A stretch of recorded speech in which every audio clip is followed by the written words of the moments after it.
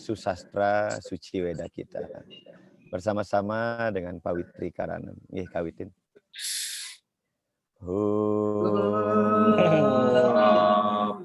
Pawitra sarwa wasanggato iwa yaksmare pundari kasam abahya abhyantara suci Sri Wisnu.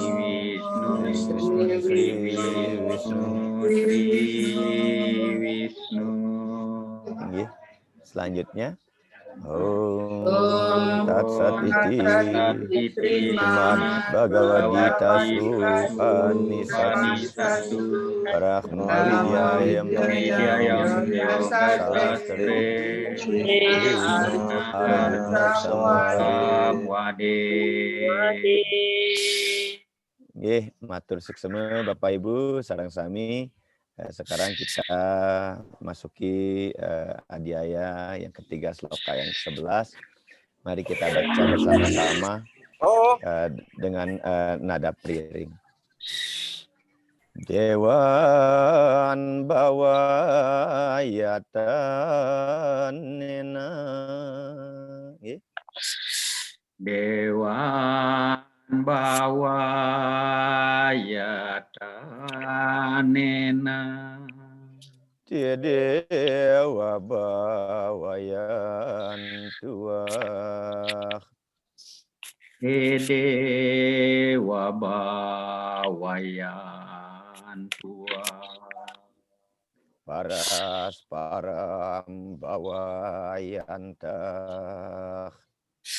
Paras param bawayantah. Seyak param awap syata. Seyak param awap syata. Sloka ini kembali masih berbicara tentang yadnya. Jadi puaskanlah para dewa melalui persembahan suci atau karma-karma persembahan suci.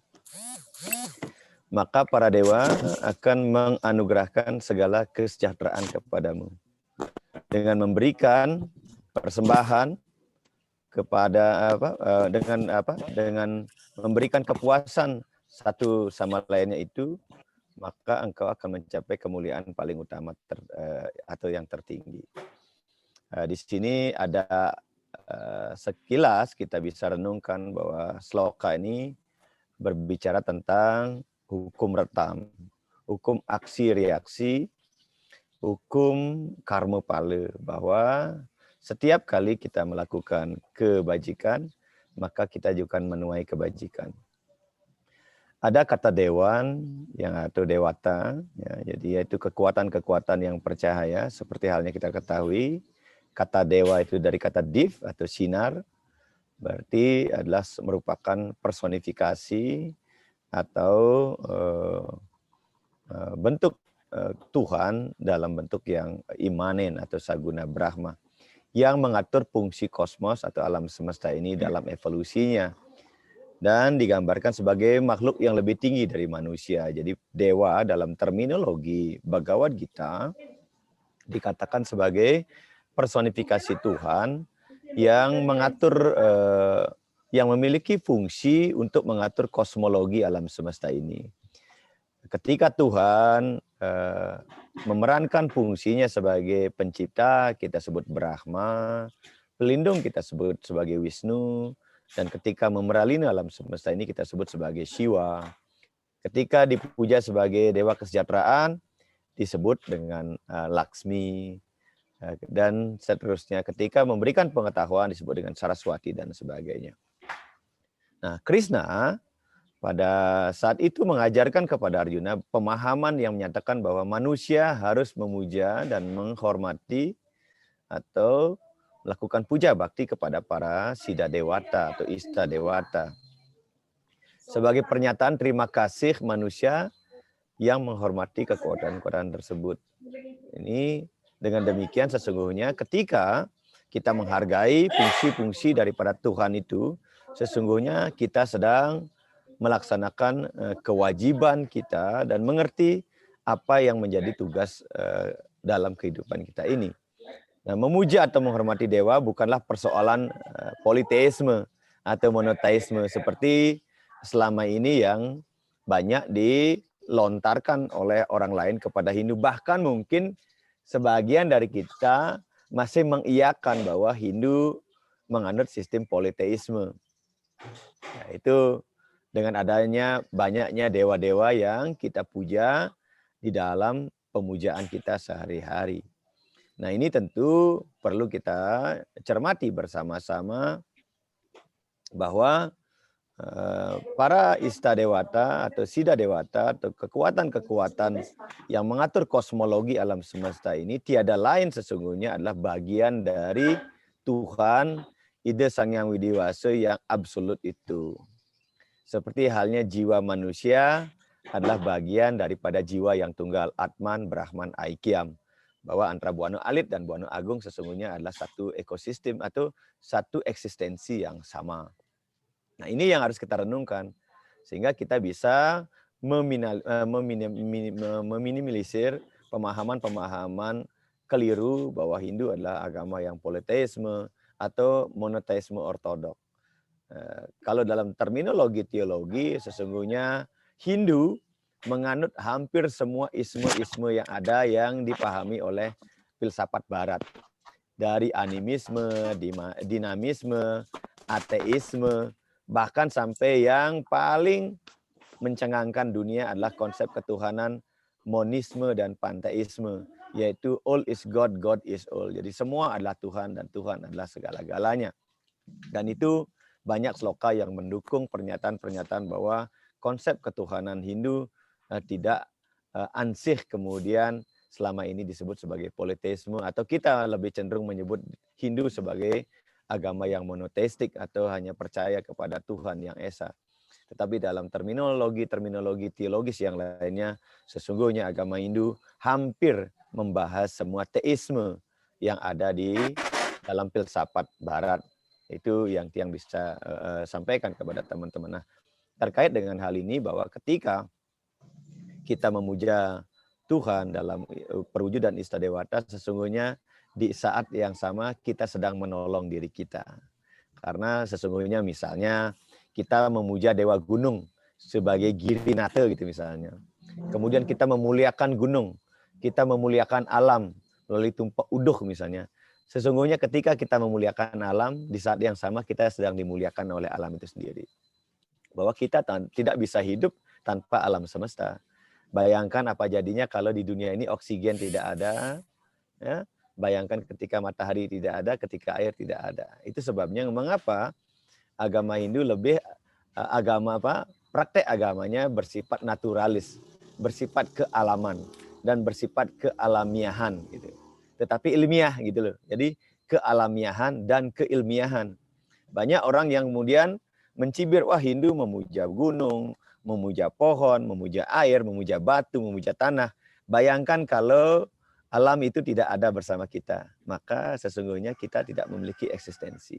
Itu sebabnya saya katakan bahwa agama Hindu adalah agama yang alamiah dan ilmiah gitu. Jadi kalau itu direnungkan oleh kita semua, maka kita tidak perlu lagi bertanya-tanya, mengiyakan bahwa kalau dibilang Hindu menyembah pohon ya iya, kita katakan iya.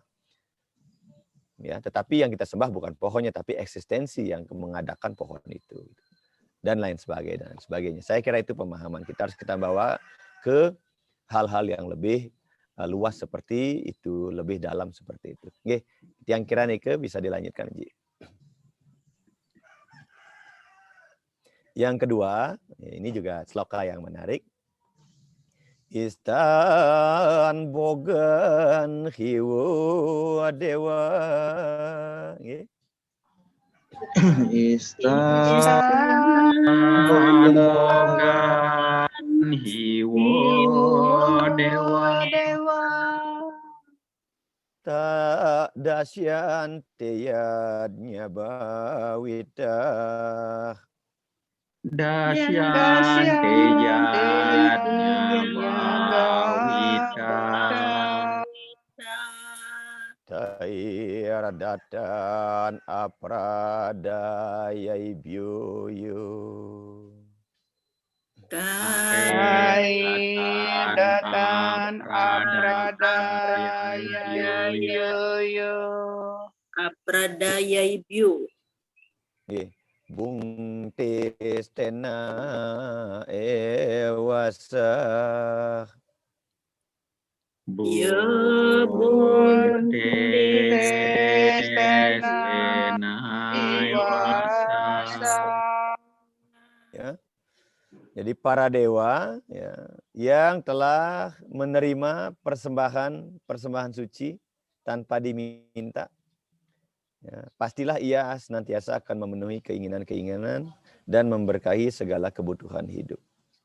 Akan tetapi ya, jika segala karunia yang diberikan oleh para dewa atau istadewata tersebut tidak dipergunakan sebagai persembahan suci, maka sesungguhnya orang yang menikmati sendirian karunia tersebut disebut sebagai seorang pencuri. Sloka ini sangat menarik, ya. Jadi sangat menarik. Kita sering sekali saat ini kita harus sadari kita menerima karunia Tuhan melalui istadewata, siddha-dewata itu banyak yang gratisan itu, banyak free. Sama kayak di Google Play Store banyak aplikasi yang free gitu. Tetapi akhirnya kemudian anugerah itu tidak kita gunakan sebagaimana mestinya sebagai yadnya. Ada orang yang bertanya, Pak Mangku, kenapa kita harus mempersembahkan apel? Bukankah apel ciptaan Tuhan? Kenapa kita harus mempersembahkan bunga? Bukankah bunga itu ciptaan Tuhan? Mengapa kita harus mempersembahkan makanan ini dan itu? Bukankah makanan dan makanan itu adalah persembahan Tuhan? Bahkan kalau mau jujur, diri kita sendiri adalah ciptaan Tuhan. Lalu apa gunanya persembahan-persembahan itu? Nah, ini harus kita renungkan bait yang terakhir, ya. Yo bungte stena ewasa. Karena jika tidak kita gunakan sebagai persembahan, ya, kepada sarana-sarana itu, anugerah-anugerah itu, maka sesungguhnya kita adalah seorang pencuri. Maka ketika kita mempersembahkannya kepada Tuhan, ya, setelah kita persembahkan, baru kita nikmati, itulah yang kita kenal sebagai lungsuran atau sebagai prasadam. Hanya sayangnya saat ini kalau Pak Komang dikasih lungsuran pasti mikir, pengennya yang sukle gitu kan. Padahal dalam Hindu makanan lungsuran itulah yang makanan utama gitu. Atau makanan yang sudah dipersembahkan. Lungsuran jangan diartikan sisa, ya, tapi sisa persembahan. Jadi bukan, kan begitu nyari yang sukle. Jerumangku kalau di pura dikasih suguhan mintanya yang sukle gitu. Padahal semestinya adalah makanan prasadam atau makanan lungsuran sisa persembahan itulah yang kemudian adalah makanan yang utama gitu. Jadi baik Tiang bisa jelaskan sloka yang ke-12 ini sebagai berikut. Mungkin lanjut Ji. Jadi sebagai pengatur proses kehidupan di alam semesta ini, para dewa memberikan kita hujan, angin, tanaman, tumbuh-tumbuhan, dan yang lainnya seperti yang Tiang sebutkan tadi. Ya. Jadi umat manusia berhutang budi kepada Tuhan melalui alam ini gitu, ya. Melalui alam ini karena semua dimensi alam semesta ini ada istadewatanya gitu ya. Dari yang terkecil sampai yang paling kompleks. Jadi kita berhutang budi, maka ada namanya dewa renam. Kita berhutang kepada para dewa karena para dewa telah menganugerahkan alam semesta ini untuk kita nikmati terlebih dahulu. Ya. Para dewata melakukan tugas mereka dan kita wajib melakukan tugas kita, ya, dalam kesadaran yang tepat juga. Gitu. Karena Tuhan, istadewata ini memberikan kita karunia alam dalam sloka yang sebelumnya sudah kita bahas bahwa Tuhan menciptakan alam ini melalui yadnya, gitu kan? Maka kita juga harus menggunakan alam semesta ini sebagai yadnya, sebagai persembahan. Ya, bukan hanya khusus dinikmati saja, tetapi sebagai persembahan. Nah, para dewa dinyatakan akan menjadi senang ketika seseorang melakukan persembahan sebagai bakti. Dan sebagai pahalanya membantu jiwa kita untuk menciptakan kondisi yang menguntungkan.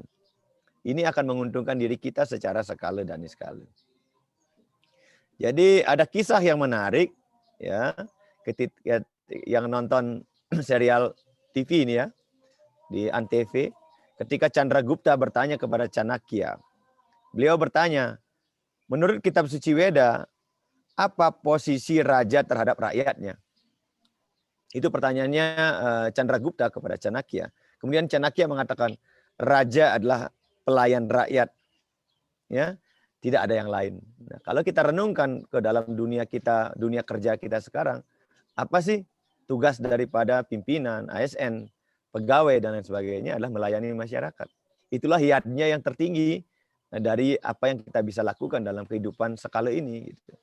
Pak Komang hiatnya yang tertinggi apa? Mengajarkan kebenaran kepada anak didiknya. Itulah hiatnya yang tertinggi. Jadi alam kehidupan ini harus dijadikan sebagai hiatnya. Jadi ketika kita bertekad kuat untuk melayani Tuhan, maka alam semesta akan mulai bekerja. Ya, bekerja sama kepada kita. Seperti saya katakan tadi. Jadi ketika kita ingin mempersembahkan bunga, coba kalau kita tanam dulu bunga di rumah. Rawat dengan baik, sebagai hiatnya kepada alam semesta, kita tidak saja mendapatkan bunganya, tetapi kita juga akan mendapatkan sirkulasi udara, ya, mendapatkan oksigen, mendapatkan udara segar untuk kita hirup. Nah, gitu kira-kira. Jadi itu tidak saja kita begitu kita menanam, tidak saja mendapatkan satu karunia, tapi bermacam-macam karunia. Maka dianalogikan oleh susastra kita, digambarkan seperti seorang petani yang menanam padi. Ya, ketika menanam padi dirawat dengan baik, kita tidak saja hanya mendapatkan satu bulir padi, tapi akan berbulir-bulir. Dan tatkala kita menanam padi, biasanya juga akan tumbuh rumput-rumput yang lain. Jadi kita ketika menanam padi tidak saja akan memanen padi, tapi juga bisa memanen rumput yang lain. Tetapi ketika kita menanam rumput, ya, mustahil rasanya akan tumbuh padi di sana. Itu bedanya. Jadi ketika kita menanam karma kebajikan, maka kita akan mendapatkan berbagai bentuk pahala-pahala yang lain. Tetapi ketika kita menanam karma ketidakbaikan, maka sesungguhnya kita tidak akan mendapatkan pahala yang lainnya selain daripada penderitaan. Nah, demikian juga alam semesta ini harus kita jadikan sebagai media, sebagai alat untuk melakukan yadnya.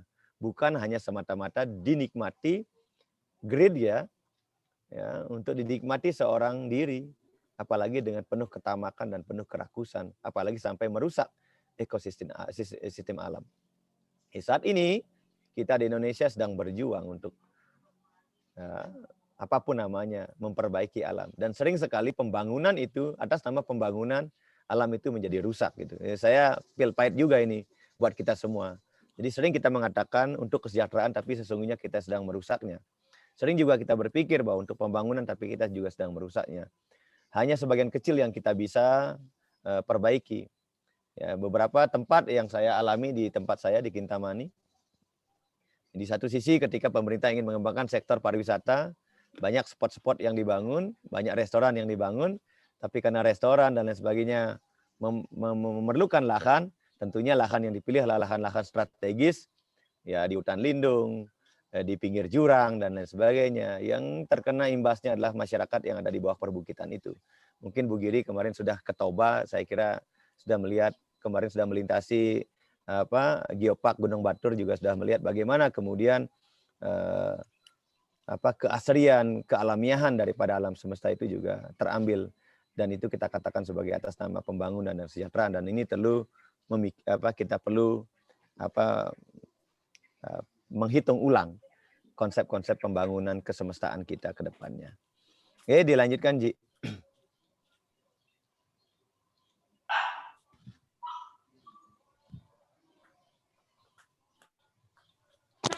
Bisa dilanjut ya, Ji? Sudah Pak Mangku?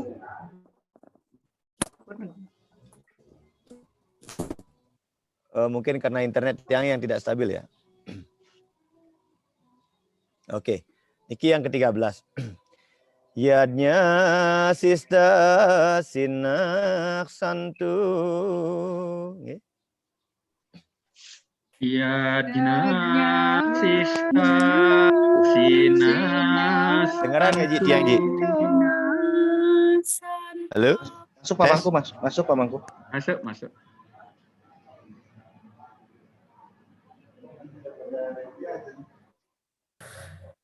Okay. Mucian desar wakil bisai. Mucian desar wakil bisai. Hujan titit wagam papam. Hujan titit wagam papan. Yepan cantiat makaranat. Yepa cantiat makarana. Ya, kita ketemu kata santo. Ya, kata santi, kata santa itu adalah kata yang sama. Ya, kalau di Katolik santo gitu ya. Jadi santa itulah orang yang sudah mencapai kebijaksanaan tertinggi, orang yang sudah bisa berdamai dengan dirinya sendiri. Santa itu orang saleh yang memakan makanan yang sudah dipersembahkan terlebih dahulu sebagai persembahan suci kepada Tuhan. Ia akan terbebaskan dari dosa. Sedangkan mereka yang memasak makanan untuk dinikmati sendiri, terlebih dahulu sesungguhnya mereka sedang memakan dosanya sendiri. Ya ini sangat jelas ya. Itu sebabnya umat Hindu diwajibkan oleh susastra untuk ya sebelum menikmati makanan paling tidak berdoa dulu. Atau mempersembahkannya sebagai yadnya sesa kalau kita di Bali atau istilahnya ngejot gitu ya. Jadi slokanya sangat jelas. Mengapa demikian? Karena saya katakan tadi, karena segala sesuatu yang ada di dunia adalah ciptaan Tuhan, ya, dianugerahkan oleh Tuhan kepada kita, maka sebelum kita menikmatinya, terlebih dahulu kita harus minta izin dulu kepada yang memberikan dengan cara mempersembahkannya. Setelah kita persembahkan, permakluman mohon izin, baru kemudian kita menikmatinya sebagai lungsuran, sebagai anugerah, atau sebagai prasadam dalam bahasa Sanskerta, lungsuran dalam bahasa Bali, dan atau sebagai anugerah dalam bahasa yang umum. Ya, ketika kita melakukan itu, sesungguhnya kita dikatakan sebagai orang yang saleh, orang yang sudah berdamai dengan dirinya sendiri. Jadi bukan orang rakus gitu artinya. Ya, jangan sampai nanti kita makan tuh hitung-hitungannya 1 tambah 9 nih, 10. Jadi A3 apa ada ajang, jadi kita lupa untuk berdoa. Ya, saya kira ini. Jadi paling tidak sebelum kita menikmati sesuatu ya kita persembahkan.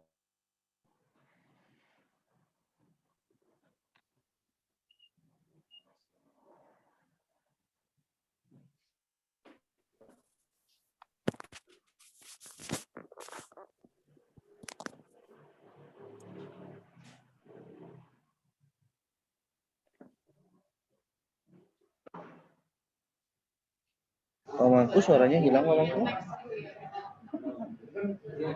Karena Pamangku seperti terpental. Izin Bapak Ibu sebentar mungkin ya, Pak.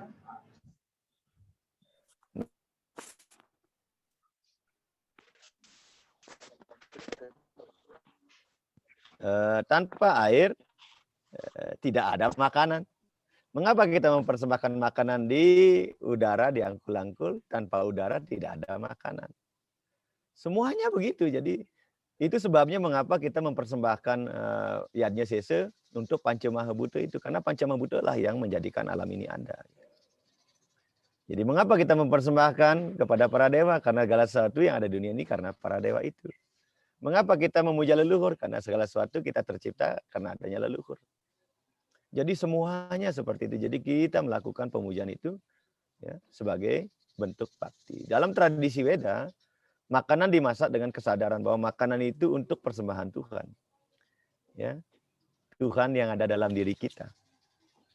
Makanya doa orang makan dalam susastra Weda, Brahma arpanam, Brahma hawir, Brahma agnau, Brahma nahutam, Brahma iwatena gantawiyam, Brahma karma samadina. Semuanya berasal dari Tuhan, melalui Tuhan, ya, dan akan kembali kepada Tuhan sebagai satu-satunya penikmat daripada persembahan itu. Aham waiswanaru budwa praninam deham asritaha prana apana samayuktaha pacamianam caturwidam. Jadi kita menikmati makanan ini melalui 4 cara. Ada 4 hal yang kita nikmati makanan itu. Caturwidam. 1, makanan yang dikunyah. Kedua, yang langsung ditiup, disedot begitu. Kemudian yang dirobek dengan gigi, kemudian yang ditelan. Jadi ada 4 cara kita menikmati makanan. Bilang pacamianam caturwidam. Jadi ada 5 jenis makanan yang diberikan oleh Tuhan melalui Panca Mahabhuta yang kita nikmati dengan 4 cara. Caturwidam. Nah, sebagian dari makanan itu kemudian ditaruh di piring. Ya, kita berdoa, Om Amertadi Sanjiwani Nama Swaha. Ya. Kemudian agar mental kita dibuat agar Tuhan datang dan memakannya dan menikmatinya. Itu harapannya kita. Setelah persembahan, makanan di piring baru menjadi prasadam atau lungsuran dari Tuhan itu sendiri. Nah, semua makanan yang di piring atau di panci, kemudian diterima sebagai anugerah Tuhan dan dimakan dalam kesadaran itu. Jadi kita melakukan itu agar makanan itu diberkati oleh Tuhan sebagai anugerah. Ya. Tradisi agama lain mengikuti kebiasaan serupa. Agama Kristen misalnya ada Ekaristi, sakramen Ekaristi. Ya, di mana roti dan anggur disucikan dan kemudian diambil bagiannya. Ada perjamuan kudus, kita diberikan hosti kalau pernah datang ke gereja-gereja Katolik begitu. Nah, Sri Krishna yang menyatakan dalam sloka ini bahwa makan prasadam atau lungsuran atau makan yang sudah dipersembahkan kepada Tuhan ini akan membebaskan seseorang dari dosa. Sedangkan mereka yang makan makanan tanpa persembahan, dia sedang melakukan dosa. Ini logika, sangat logik sekali. Jadi tidak ada yang tidak clear ini, sangat clear sekali. Hanya saja sekarang kita siap nggak kemudian kita merenungkan sloka ini bahwa tatkala kita melakukan sesuatu, menikmati sesuatu, kita persembahkan terlebih dahulu itu kepada Tuhan. Ya, makanya dulu mungkin Bu Giri sudah melakukannya ketika pertama kali menerima gaji ASN-nya. Ngaturang dumun kering sasunan ratu betara matur suksema, saya menerima gaji pertama, semoga gaji pertama saya menjadi sumber penghidupan buat diri saya. Jadi itu kita lakukan. Mungkin Bu Ayu juga waktu kerja di Telkom seperti itu. Ya. Itu sudah dilakukan dan kita perlu melakukan itu terus-menerus bahwa segala sesuatu yang kita nikmati sesungguhnya adalah karunia Tuhan dan itu kita persembahkan terlebih dahulu. Dilanjut, nah, melakukan yadnya adalah menjadi tugas manusia di dalam kehidupan ini. Inilah yang dinamakan kerja atau tindakan. Ya. Jadi kita yadnya itu kerja. Beriadnya berarti kita melakukan tindakan. Setiap bakti atau pemberian melalui pancayadnya harus dilakukan dengan hati suci dan semangat pengorbanan. Ya. Jangan seperti diskusi kita minggu yang lalu. Ya, sepi ing gawe rame ing gowo. Yang harus kita lakukan adalah karmaniewa dikaraste. Ma palesu kadacana. Jadi menurut Sri Krishna di dalam sloka ini, orang yang baik dan berbudi luhur mendahulukan bakti ini daripada kebutuhannya sendiri. Saya kira kalau kita berdoa sebelum makan tidak sampai setengah menit. Tidak sampai. Jadi sangat berdosalah orang yang hanya ingat kepada dirinya sendiri untuk menyediakan makanan yang lezat-lezat tanpa ambil pusing terhadap yadnya-yadnya yang harus dilakukannya. Nah ini saya nggak tahu kita teman-teman Bapak Ibu sareng sami di rumah biasa ngejot nggak gitu. Kalau saya terbiasa gitu ya. Kalau saya dikasih makanan dalam yang sudah saji gitu ya. Entah diingke di piring, sisihkan sedikit di pinggir piring kalau ada alas dari daun, di alas daun, kemudian pada saat itu kita persembahkan dahulu. Ucapkan terima kasih kepada Tuhan atas anugerah makanan itu kepada kita. Dan kita mohon agar makanan ini menjadi sumber penghidupan kepada kita. Dan mohonkan juga agar hal-hal yang tidak baik dalam makanan ini tidak berimbas kepada diri kita. Sire uning wenten racun di sana atau wenten cetek kalau di Bali kan.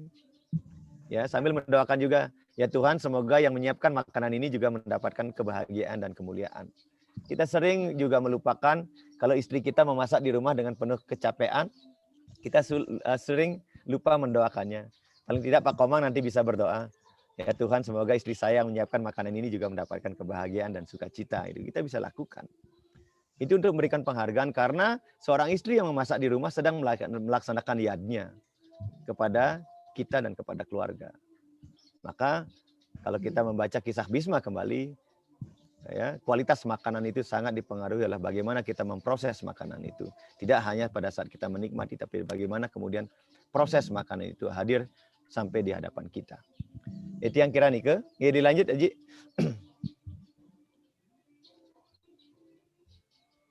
Sloka yang ke-14. Anat bawan tibutani. Anak bawan tibutani. Parjaniad anasam bawah. Parjaniad anasam bawah. Yadnyad bawati parajanyu. Yadnyad bawati parajanyu. Kok hilang tiang? Ampura kenen tiangnya kayaknya Masih, apa namanya? ya. Sinyalnya ya. Kurang bagus. Ini Pamanku. Yadnya karma samud bawah. Yadnya karma samud bawah. Dari makanan makhluk menjelma. Dari hujan lahirnya makanan, dan dari yadnya muncullah hujan, dan dari yadnya lahirlah pekerjaan. Ini seperti rantai makanan, seperti ekosistem kesemestaan yang harus kita renungkan. Mungkin ketika orang membaca ini apa benar gitu. Dari makanan makhluk menjelma. Ya, bayangkan kalau tidak ada makanan, bagaimana kita bisa memproduksi sesuatu? Bagaimana kehidupan ini ada? Tidak mungkin. Jadi karena makananlah kemudian kita punya energi dan kemudian kita bisa meng-create, menciptakan bahkan kehidupan ini ada. Dari hujan lahirnya makanan. Ya, tanpa hujan ya tidak akan ada makanan. Nanti kita kasih logikanya seperti apa. Dan dari yadnya muncullah hujan. Apa benar yadnya itu bisa menghasilkan hujan? Ya, orang mikir-mikir ini benar nggak gitu yadnya bisa menghasilkan hujan? Dan dari yadnya lahirlah pekerjaan. Apa benar? Dari yadnya itu bisa lahir pekerjaan. Ini juga untuk menjawab miring bahwa yadnya itu memboroskan, yadnya itu membuat miskin. Gitu. Ini kita bisa lihat nanti. Baik, Tiang jelaskan, Ji.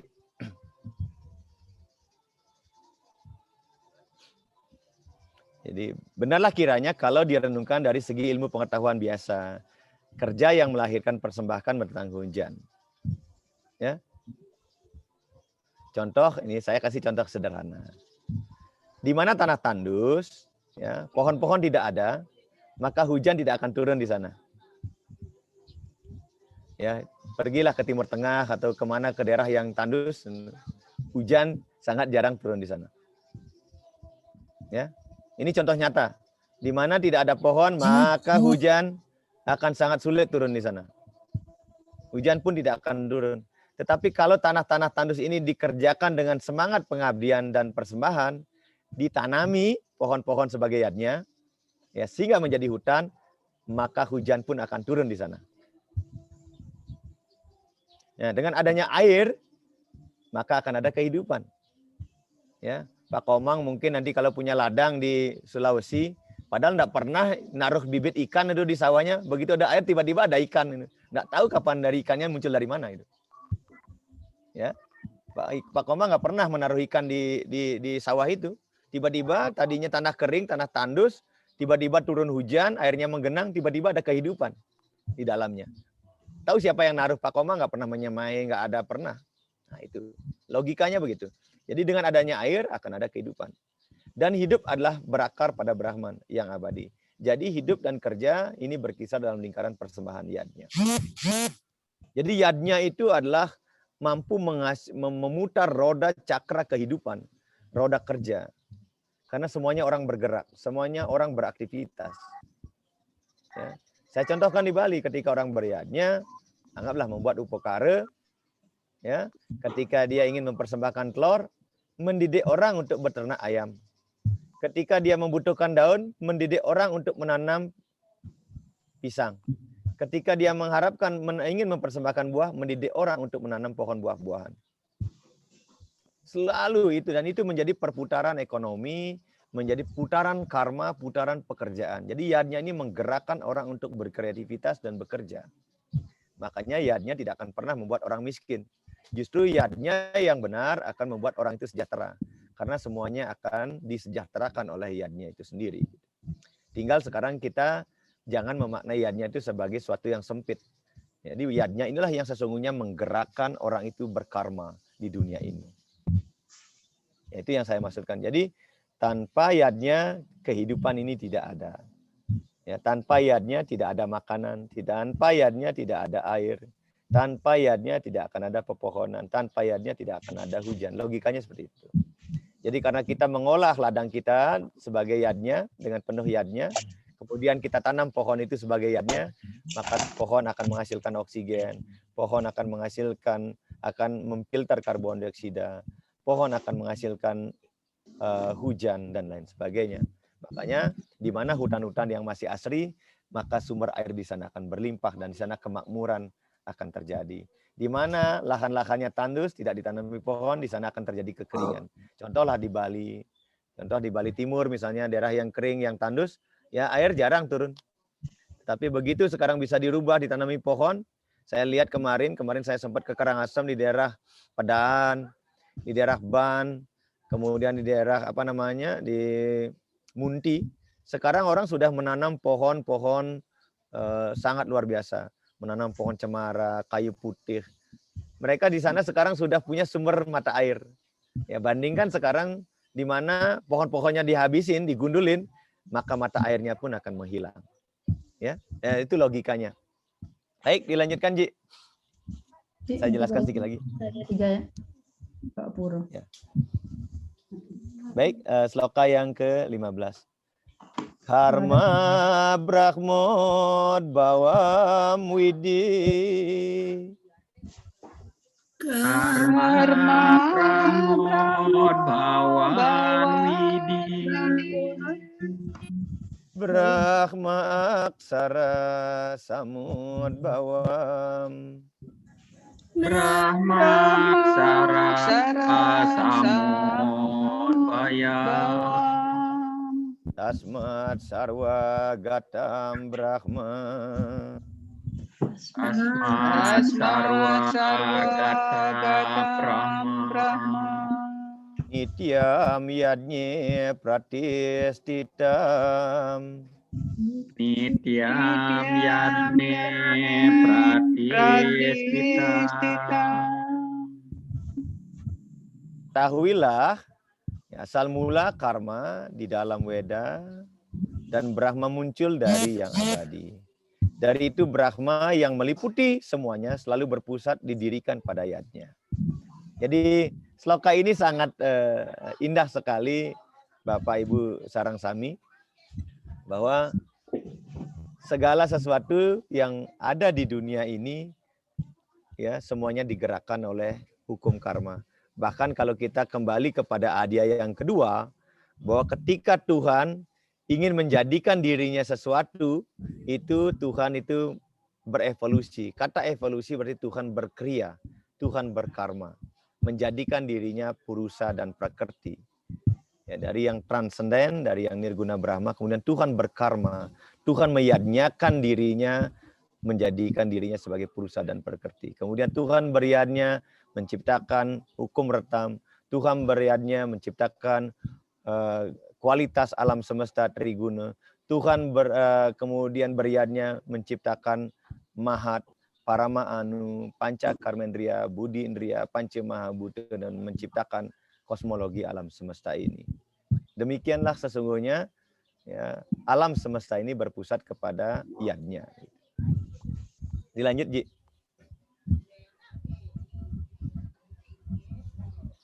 Jadi di dalam Brihad Aranyaka Upanishad, ada sloka indah juga yang kita bisa renungkan bersama-sama Bapak Ibu sareng sami.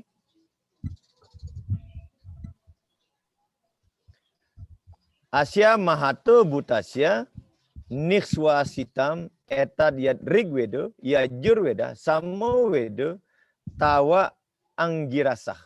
Dalam Brihad Aranyaka, ya, 4 Weda, yaitu Rigveda, Yajurveda, Samaweda, semua napas Atharveda adalah kepribadian ilahi tertinggi dari Tuhan itu sendiri.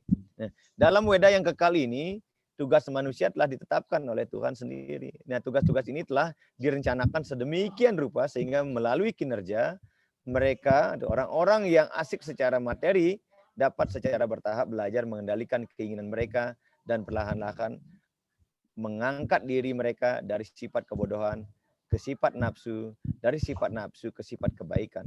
Jadi tugas-tugas ini diperintahkan untuk didedikasikan kepadanya sebagai yadnya. Oleh karena itulah tugas yang dilakukan sebagai pengorbanan kepada Tuhan benar-benar menjadi sifat Tuhan dan tidak berbeda darinya.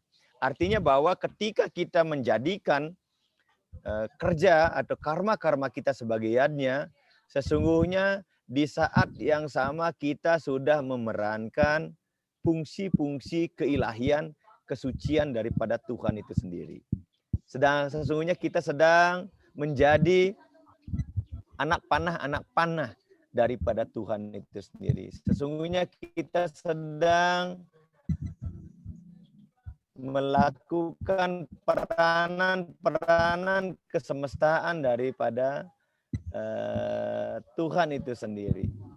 Bahwa saat ini kita semuanya tanpa kecuali kita sedang memerankan diri sebagai pribadi-pribadi yang diamanatkan oleh susastra untuk melakukan ya, sifat-sifat ketuhanan itu sendiri, yaitu melalui yadnya yang kita lakukan dalam kehidupan kita sehari-hari, baik sebagai pribadi, sebagai bagian dari keluarga, sebagai bagian integral dari masyarakat, dan sebagai bagian dari kesemestaan alam ini. Bapak Ibu sareng sami, jadi kalau kita renungkan sloka dari 11 sampai ke 15 ini, sesungguhnya apa yang selama ini kita lakukan sebenarnya sudah merupakan sebuah yadnya. Dan harus juga kita renungkan bahwa segala sesuatu yang saat ini ada bersama kita sesungguhnya juga adalah merupakan yadnya dari Tuhan itu sendiri. Dan kita harus memelihara ekosistem kesemestaan ini juga melalui cakra yadnya itu sendiri. Melalui karma-karma kita. Tinggal sekarang bagaimana kemudian kita memberikan, menyentuhkan rasa kesadaran kita bahwa saat ini saya sedang memutar roda cakra kehidupan yadnya itu sendiri. Dengan merenung seperti itu, maka langkah-langkah kecil kita yang kita lakukan setiap hari melalui pikiran, perkataan, dan perbuatan, sesungguhnya adalah langkah-langkah yang akan mengarahkan kita pada pencapaian kesejatian diri kita. Dan sifat-sifat seperti itu tidak berbeda dengan sifat-sifat keilahian daripada Tuhan. Oke, Bapak Ibu sareng sami, tiang kira nike yang dapat yang sampaikan untuk membuka cakrawala pemahaman kita tentang 5 sloka. Hadiah yang ketiga sloka 11 sampai 15. Selanjutnya tiang serahkan kepada Bapak Ibu semua untuk kita diskusikan bersama-sama. Oke, tiang kembalikan kepada Aji Dewa Suksema. Om Santi Santi Santi Om. Oke, Om Santi Santi Om. Semua pemangku, semua Bapak Ibu semuanya yang telah hadir pada pertemuan hari ini. Silakan mungkin Bapak Ibu yang ingin bertanya, waktu dan tempat kami persilakan. Om Swastiastu, Pak Dewa, mohon izin. Silakan Pak Komang. Nggih. Om Swastiastu, Pak Jero Mangku.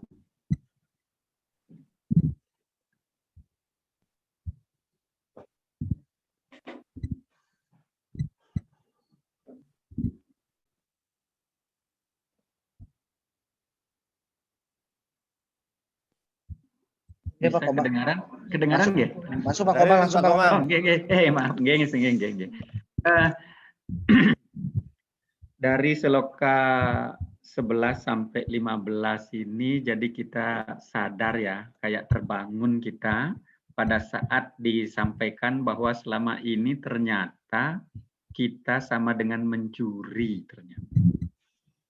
Jadi pengertian kita selama ini mencuri itu ngambil barang milik orang lain dengan cara melawan hak, dengan maksud memiliki, ya itu disebut mencuri. Tapi ternyata kegiatan kita sehari-hari secara tidak langsung kita juga sama dengan mencuri ternyata apabila apa yang kita peroleh itu tidak kita persembahkan dulu kepada Tuhan.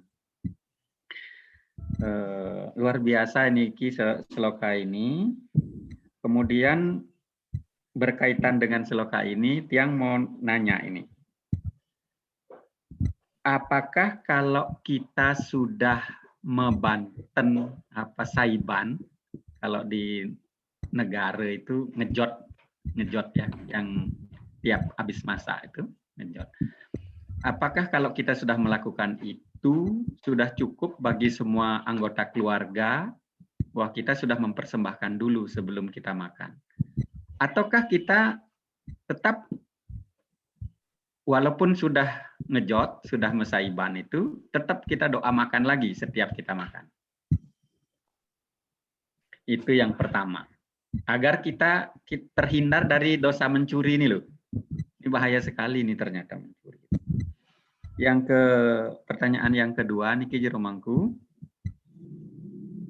Mohon diberikan penjelasan mengenai kewajiban kita sebenarnya berapa untuk dipersembahkan kepada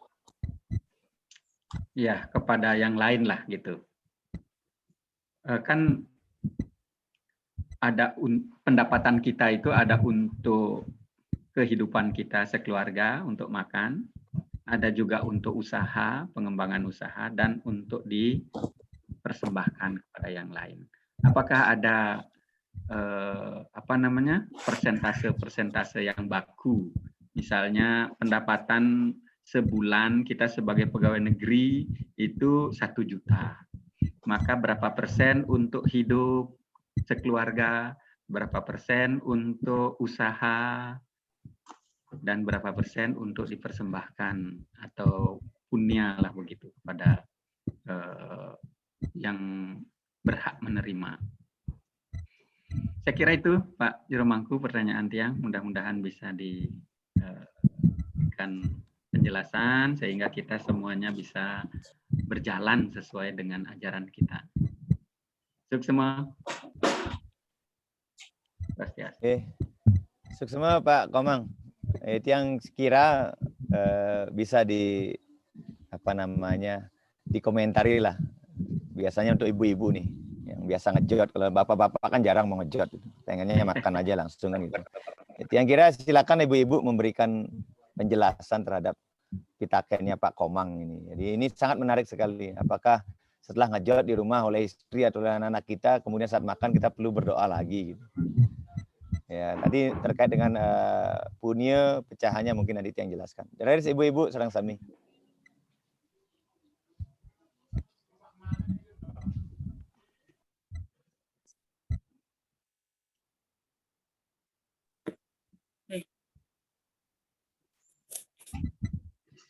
Om Swastiastu, Jeromangku.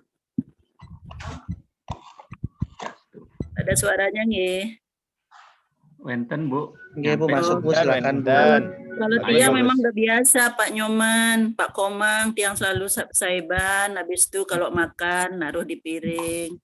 Anak Tiang juga begitu, dia di kantor juga gitu, naruh di piring, dalam hati berdoa gitu aja. Kalau nggak gitu kayaknya kurang, ada yang kurang. Nggih, matur suwun, pengalaman pribadi nggih, matur suwun. Berarti double nggih Bu Ayu nggih. Sudah ngerti, membantan berdoa lagi gitu ya. Nggak tahu Tiang double apa enggak. Lebih banyak lebih bagus kali gitu. Luar biasa Bu Ayu niki serta keluarga, patut dicontoh niki. Semua.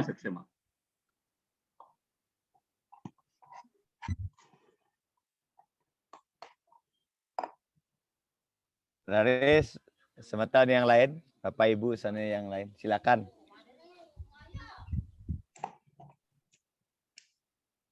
Oke, dari Dewa Pak. Oke, sukses tuh. Kalau Dewa juga melakukan dua-duanya sih Pak Komang, Pak Mangku. Biasanya sebelum makan berdoa dulu. Kalau Saiban mungkin orang tua yang melakukan, tapi kalau Dewa sebelum makan berdoa dulu seperti tadi kata Pak Mangku Danu, doanya yang Om Brahma Hafir dan lain-lain itu gunanya untuk mempersembahkan ke Tuhan. Tapi ada juga sebelum makan sisihkan dulu untuk butekale mungkin itu istilahnya, atau yang tidak terlihat itu dengan mantra Om Dewa lupa jadi doanya seperti itu, jadi 2 kali Dewa berdoa sebelum makan biasa gitu. Terus Pak Oke, semeton yang lain, Bapak Ibu sareng sami nih ada saya baca nih ada Bu Komang Ayu, ada Bu Gusti Ayu Dewi, ada Bu Sang Ayu Kompiang ini. Jadi saya kira beliau nih sumber sastra semua ini. Ada Dayu Trisnawati, ada Bu Luh Komang kalau nggak salah, ini Bu Made Mariadi kalau nggak salah ya. Silakan Ibu-ibu sareng sami. Saya diskusi ini sangat menarik. Aris.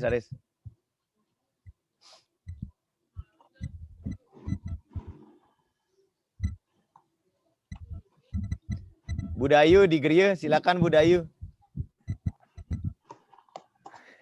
Swastiastu Pak Mangku. Swastiastu, nggih. Swastiastu Pak Komang. Yening tiang ring Geria urusan masak nika pasti ngejot gitu. Yang yening di luar seperti kata Ibu Ayu nih yang tadi juga ngejot, misalnya kita mau makan kita sisihkan untuk ngejot, misalnya untuk sedan yang gini biar kita pas makan itu tidak diaduk lah gitu untuk butuh kalunya. Kayak gitu Pak Mangku, Pak Komang. Yes, semua. Yang kira akan ada 3 orang yang memberikan komentar yang sama, yang kira Pak Komang harus melakukannya ini. Yang sekarang komentar. Ini Raris Pak Gede, Pak Mangku Gede, Raris Pak Mangku Gede. Sekarang bergabung Pak Mangku Gede sudah sehat kembali seperti sedia kala, sedang kare. Nggih, Raris Pak Mangku Gede. Nggih, ampura niki tiyang pancen napi wasana yang melaksanakan sekali diatur mangku wau niku istri tiyang. Cuman pelaksanaan sekali niki ku seperti mangku yang uningan sewaktu kita ngumpul-ngumpul di ke bawah. Yajna sesa ditujukan untuk persembahan kepada Panca Mahabhuta. Cuman istri tiyang niku baik dia masak sendiri maupun beli makanan untuk, karena tiang sama istri cuma berdua tinggal di rumah, jadi anak-anak sudah punya kehidupan sendiri, kehidupan sendiri dan terusnya dari rumah, sehingga setiap selesai masak istri tiang itu mempersembahkan aturan kok, baik aturan yang dibuat sendiri sayur-sayuran masak atau apapun, maupun aturan yang lauk pauknya itu dibeli, disembahkan dumun di samping makanan yang akan kita makan. Itu yang dilakukan tiap hari. Cuman tidak di Panca Mahabhuta dengan mantra tertentu yang Mangku Danu ajarkan kepada kita. Pertama adalah bahwa apakah juga yang mutakan apakah lauk pauk yang kita beli bukan kita masak, karena kita rasanya sibuk sekali kalau seandainya masak hanya untuk berdoa. Perlu juga kita aturan untuk yajna sesa itu, atau hanya masakan yang kita masak saja. Yang pertama. Terus yang kedua, di dalam pelaksanaan sehari-hari, terus terang saya bilang, tiang tidak pernah ngaturan malah menyisihkan makanan yang kita makan Niko di samping makanan piring yang kita gizikan. Tapi apapun yang kita lakukan, apapun yang kita makan, kita kasih mantra sesuai dengan yang sering berkawar kita ini kalau Brahma Pana maupun Aham Pasana Butuhan ini kalau itu yang tiang kan, itu pelaksanaan tiang. Nah semeton tiang western kak ada ipar nih, memang dari dulu tiang suka diatur nangku nih, dia ambil dumun sedikit disisihkan di samping untuk kemudian dimandrain. Sapun api kira-kira sekali ini kau Mangku Danu pelaksanaan tiang untuk semua. Nggih, suksema Pak Mangku Gede. Ya, Benten malih semeton di sana siasan. Tiang nyawis paling siungkur. Nggih, Pak mungkin Wahyu di tiang- mana Pak Wahyu? Mungkin tiang garis bawahi dumun nggih. Nggih, raris Jadi- Pak Komang. Jadi kan kalau kita tidak mempersembahkan terlebih dahulu itu kita disebut mencuri. Kalau kita sih di rumah tuh memang sudah biasa melakukannya ya. Setiap selesai masak kita pasti ngejot. Pasti banten saya bantu, itu sudah pasti itu kewajiban di rumah itu. Semua orang melaksanakan. Pertanyaannya tiang adalah apakah kalau sudah mesaiban itu, membanten setelah masak itu yang sudah dilakukan oleh istri kita masing-masing di rumah, apakah kita sebelum makan kita berdoa makan lagi? Karena fungsinya apakah tidak sama itu? Fungsinya ngejot dengan doa makan itu fungsinya mempersembahkan sebelum kita makan. Itu pertanyaannya. Nggih. Yuk semua. Nggih, tiang kira Maaf. kita akan dapat asupan dari Pak Wahyu nih di Bandung. Raris Pak Wahyu. Mohon maaf, Dirmangkum, Swastiastu. Saya lagi vaksin tahap pertama, baru selesai. Siap Pak Komang. Semoga sehat. Ah. Pak Wahyu kok Pak Kalau- Komang lagi? Salah dulu Pak Komang saya. terus ini Pak. Ya kalau masuk, kalau dari Komangnya saya nggak ada mandul. masukan. Pak Komang mohon maaf, saya sih nggak ada masukan. Kalau saya berpikirnya secara apa ya, yang saya jalani aja Pak Komang. Nggih. Karena kan kalau yang tadi Pak Komang sampaikan istilahnya persembahan lah setelah masak gitu kan. Kalau yang saya lakukan biasanya persembahan selalu tetap saya berikan atau ngejot gitu. Tetapi sebelum kita pas saya mau makan, saya tetap berdoa. Karena yang satu saya berpikirnya bahwa saya memberikan apa ya namanya istilahnya menghormati yang lebih memiliki makanan dulu. Setelah itu semoga doa yang satu lagi, semoga makanannya berguna buat diri saya. Kalau saya begitu simpelnya. Sehingga dengan berdoa, kalau saya sih selama ini kalau udah berdoa, apa ya, makanannya enak-enak aja gitu. Saya ngerasakan soalnya barusan ini sebelum vaksin saya deg-degan sehingga tensinya naik hampir 2 kali lipat. Tuh. Tapi akhirnya saya berdoa dulu. Ya saya serahkan saja semuanya kepada yang di atas, pada Ide Sang Yang Widiwasa, akhirnya turun. Mungkin seperti itu singkatnya Pak Komang, Pak Mangku, mohon maaf lebih dan kurangnya. Swastiastu. Suksema Pak Wahyu. Gitu yang kira gini. Jadi biar intinya gini. Saya kembalikan kepada sloka tadi. Jadi kewajiban kita adalah mempersembahkan terlebih dahulu segala sesuatu yang hendak kita nikmati agar kita tidak menjadi seorang pencuri dan melakukan dosa. Apa yang kita lakukan, ya saya katakan mungkin yang paling sederhana adalah terhadap apa yang kita mau makan. Padahal yang dimasukkan oleh sastra itu tidak hanya yang kita makan, tapi apa yang hendak mau kita nikmati. Jadi tidak hanya makanan saja kan begitu saya kira. Jadi segala hal. Ya, oke lah yang paling kecil adalah makanan. Jadi ketika selesai masak atau sebelum kita menikmati makanan itu, entah karena memasak, entah karena membeli, entah karena dikasih minta dan lain sebagainya, maka kewajiban kita adalah mempersembahkan makanan itu kepada Tuhan. Paling tidak di sana saya katakan di awal, satu mengucapkan terima kasih kepada Tuhan, leluhur, tidak betari-betari para dewata atas karunia makanan itu. Yang kedua, kita mendoakan agar makanan itu menjadi sumber kehidupan. Yang ketiga, kita mendoakan orang yang menyiapkan makanan itu, masakan itu, karena dia juga berkarma untuk kita, dan lain sebagainya. Sehingga setelah itu, makanan itu menjadi anugerah, menjadi sumber anugerah, kan begitu. Namun, gitu ya, karena kita akan melaksanakan niatnya ke dalam, itu kan niatnya keluar. Ya, ketika kita ngejot di pelangkiran itu kan niatnya keluar untuk alam semesta, untuk Panca Mahabhuta yang ada di Buana Agung. Nah, kemudian kita akan melaksanakan niatnya untuk Panca Mahabhuta yang ada di Buana Alit. Jangan diabaikan yang itu. Maka setiap kali kita hendak makan atau minum, usahakanlah berdoa agar kita melakukan yadnya juga untuk Panca Mahabhuta kita yang ada di Buana Alit. Makanya di sana saya katakan Pancamianam Caturwidam. Jadi Panca Mahabhuta yang ada dalam tubuh kita akan kita berikan asupan makanan melalui 4 cara, yaitu yang diminum langsung diglek, kemudian yang kita yang kita gigit, kemudian yang kita kunyah, dan yang kita telan. Itulah cara kita memberikan persembahan kepada Panca Mahabhuta yang ada dalam tubuh kita. Nah, sebelum itu kita perlu berdoa sebagai yadnya kita kepada Panca Mahabhuta yang ada di dalam, di Buana Alit. Yang kira gitu Pak Komang ya, biar clear. Nah, jadi nggak ada lagi. Jadi yang mengejot di pelangkiran, di tanah, di api, di air itu untuk Panca Mahabhuta di Buana Agung. Ya, agar menjadi sumber anugerah untuk kita. Kan begitu. Sehingga lalu bagaimana? Karena kita juga harus melakukan yadnya, Buana Agung dan Buana Alit itu sama, kita juga harus berdoa sebelum kita makan. Paling tidak, kita sudah melakukan filter pertama kalau makanan itu ada hal-hal yang tidak kita perlukan. Ya, sira uning, makanan itu dibuat dengan cara yang tidak benar. Ya kita nggak pernah tahu.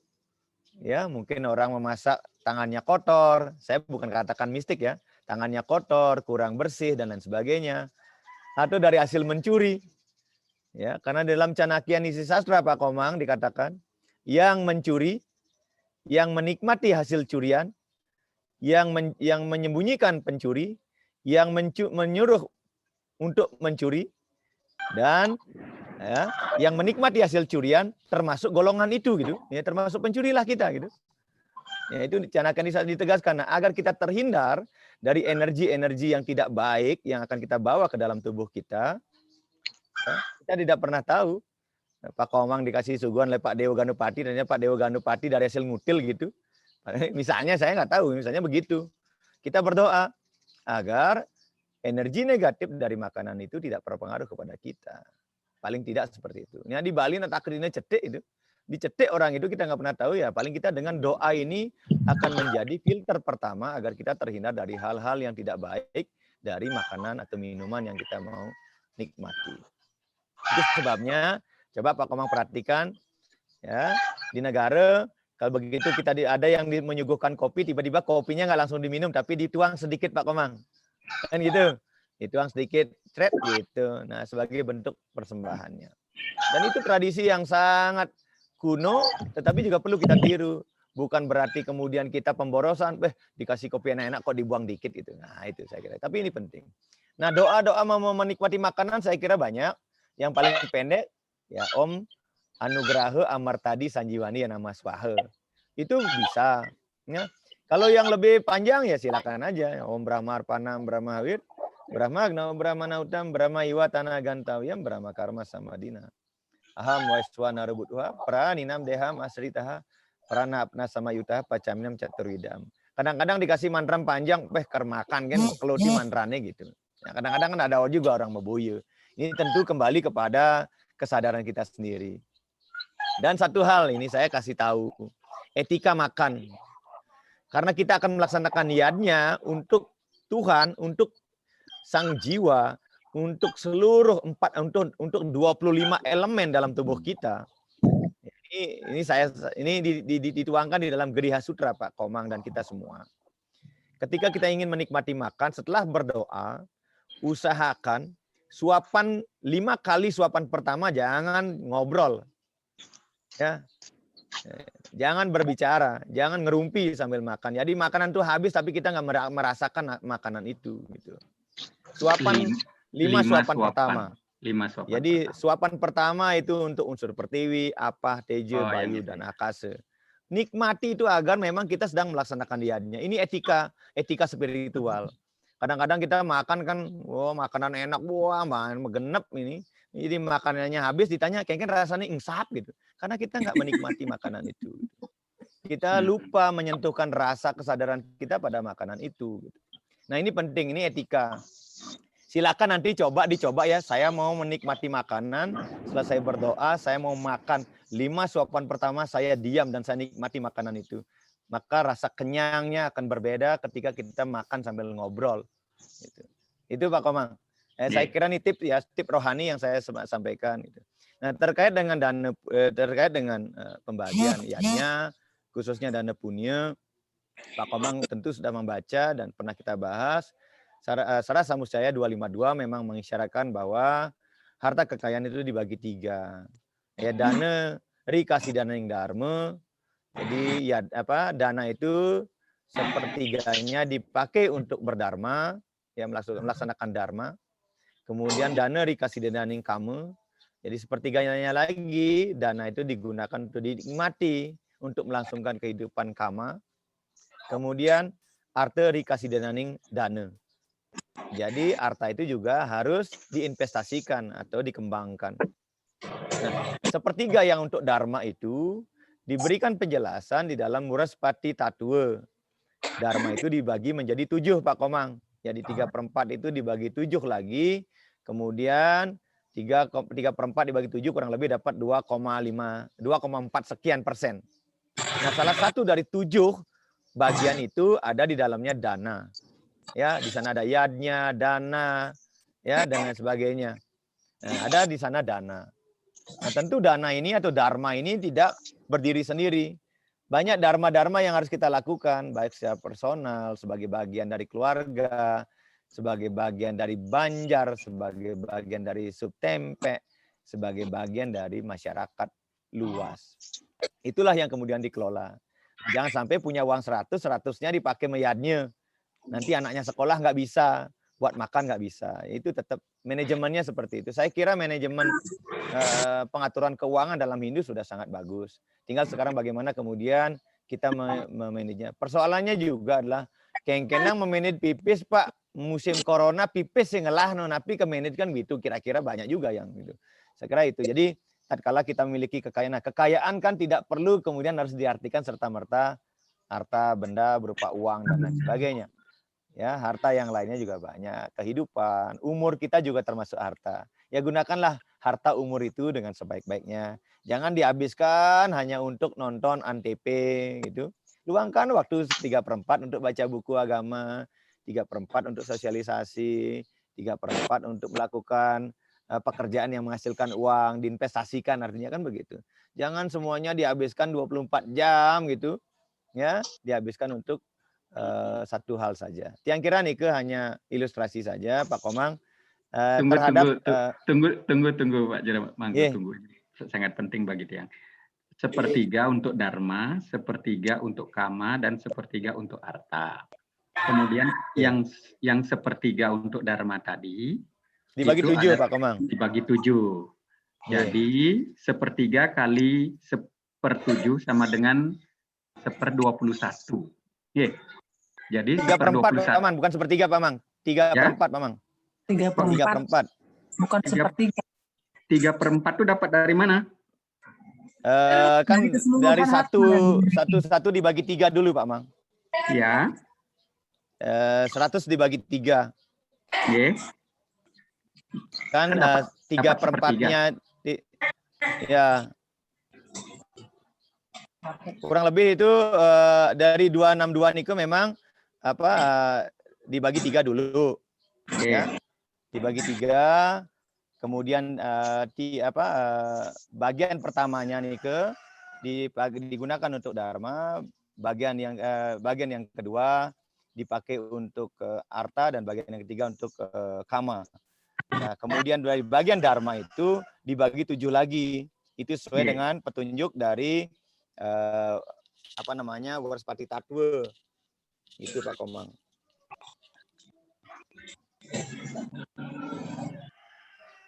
Berarti 1/3 itu yang persen, Pak. 2, sekian persen dibulatkan kurang lebih ada 2,5%, Pak Komang. 2,5%, Iya. Nah, 2,5% ini untuk dana, tapi tetap harus dibagi. Ya. Dari yang semuanya bagi 3. Kan Kementerian dan Tadi itu kan sepertiga untuk dharma, sepertiga untuk kama, sepertiga untuk arta. Nah, yang sepertiga untuk dharma itu kan dibagi 7 lagi, ya kan? Jadi tidak ada 3/4 itu dapat dari mana, kan tidak ada 3/4. Yang ada sepertiga dibagi 7 lagi kan? 0, iya. Kan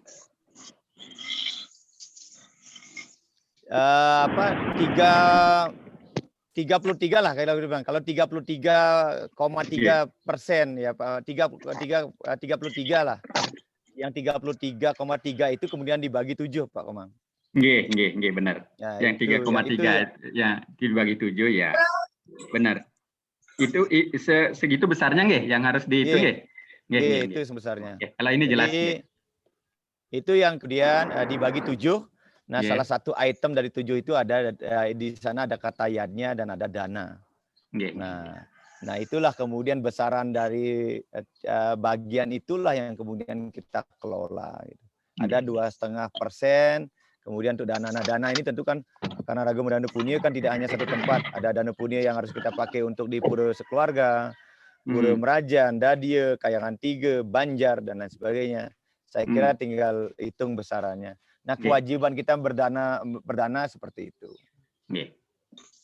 Suksma jelas. Kenten Pak Komang. Nggih, suksma. Benten malih Bapak Ibu sareng sami. Silakan ditambahi, dilengkapi agar lebih lengkap.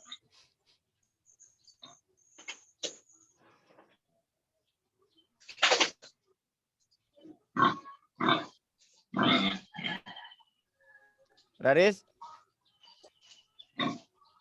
Sebentar kami. Silakan Bapak Ibu yang ingin bertanya. Baik, terima kasih Bapak. Kalau begitu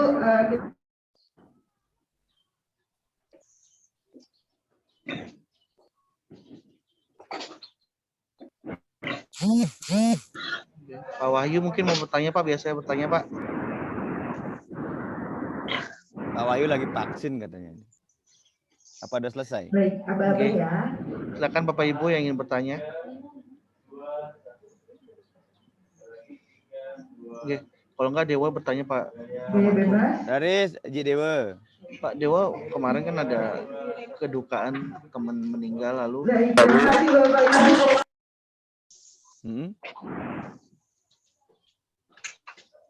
Lalu di sana ada baca Gita Calisa 40 Bhagavad Gita itu apa Pemangku ya Pak? Intisari kita kelompok berikutnya dimohon persediaan Bapak Ibu dari kelompok kealaman untuk maju ke depan kelompok kealaman bagus buat dibaca dan pengumumannya akan diumumkan oleh Bapak Francisco Nandoko. Terus Pemangku. Suksema Ji Dewa, memang ada 40 sloka Bhagavad Gita yang merupakan saya bilang sih saripati gitu ya. Jadi saripati dari sloka-sloka setiap adhyaya yang jumlahnya kurang lebih ada 40. Sesungguhnya yang lebih terkenal dari Calisa ini adalah Hanuman Calisa. Hanuman Calisa itu 40 mantra pemujaan kepada Hanuman. Jadi itu diambil dari kisah Hanuman itu menjadi abdi daripada Sang Rama. Kemudian oleh beberapa peneliti belakangan, kemudian Bhagavad Gita pun dibuatkan calisanya, yaitu diambil sloka-sloka inti atau pesan-pesan inti yang terdapat di dalam setiap adhyaya. Kemudian digabungkan menghasilkan 40 sloka inti. Disebutlah kemudian Bhagavad Gita Calisa.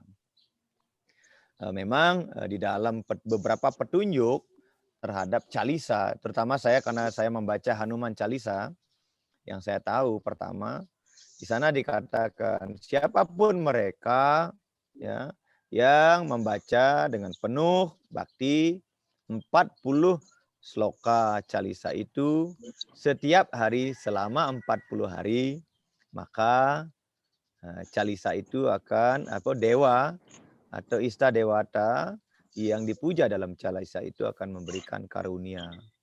Nah, tentu kan ini sebagai bentuk disiplin.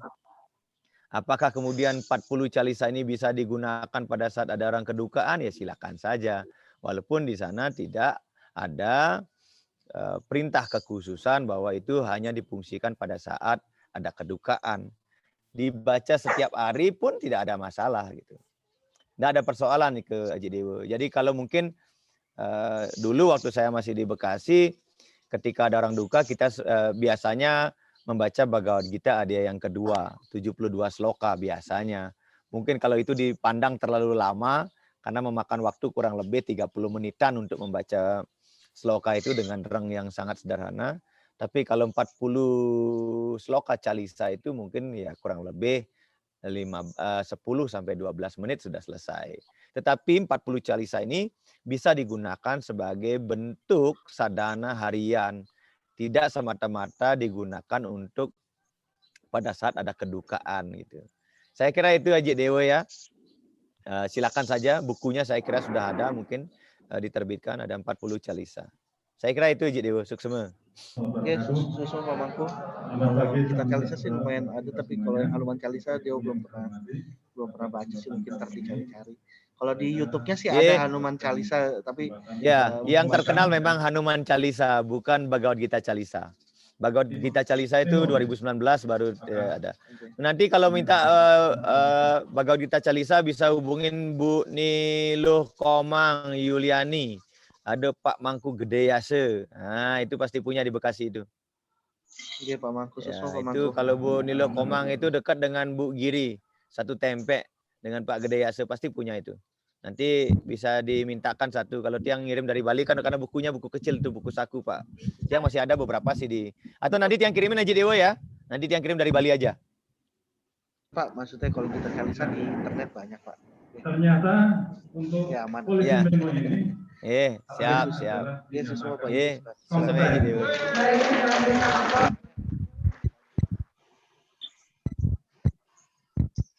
Baik, Bapak Ibu, saya kira demikian diskusi kita pada pagi menjelang siang hari ini. Semoga bermanfaat untuk kita semua.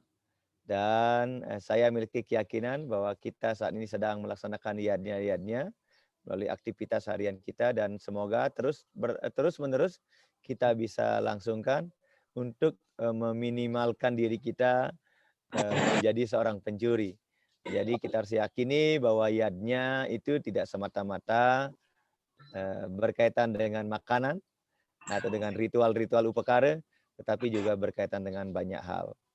Semakin banyak kita merenung bahwa segala hal yang ada di dunia ini adalah merupakan karunia dan anugerah Tuhan, maka semakin besar pula kesempatan kita untuk memiliki keluasan bahwa yadnya itu sedemikian luas adanya. Tidak hanya sebatas hal-hal yang sifatnya ritualistik, tapi juga segala aspek daripada kehidupan kita yang kita lakoni sehari-hari. Tiang kira nike yang dapat yang sampaikan semoga bermanfaat. Materi tadi yang sampun share di link grup dan juga yang udah share di WA semoga bermanfaat untuk kita semua sebagai bahan bacaan dengan istri, dengan keluarga nanti di rumah. Yang tutup dengan puji Parama Santi, matur suksema, sarang sami, Om Santi. Semua jalan bangku. Semua sarang sami. Semua Bu nyaman. Semua Bu Iris.